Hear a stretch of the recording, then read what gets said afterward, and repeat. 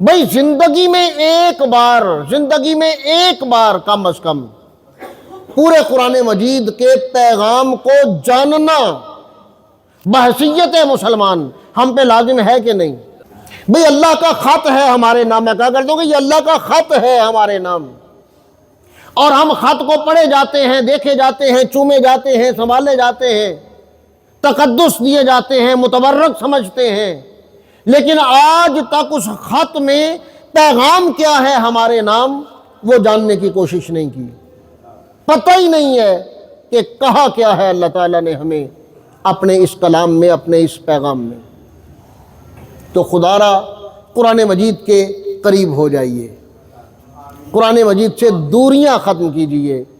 یہ کسی پڑھے لکھے کے لیے نہیں آیا، کسی عالم فاضل کے لیے نہیں آیا، یہ ہر مسلمان کے لیے اور ہر انسان کے لیے آیا ہے۔ کوئی پڑھا لکھا ہے اس کے لیے بھی قرآن مجید آیا ہے، کوئی ان پڑھ ہے اس کے لیے بھی قرآن مجید آیا ہے۔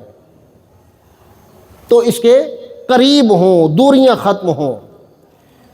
رمضان المبارک میں انشاءاللہ یہ سلسلہ چلے گا کہ روزانہ ایک پارے کا خلاصہ بیان کیا جائے گا 15-20 منٹ میں انشاءاللہ، اور مقصد صرف یہ ہے کہ ایک بار ہم پورا قرآن مجید سن لیں کم از کم، کہ پورے قرآن مجید میں اللہ تعالیٰ نے کہا کیا ہے۔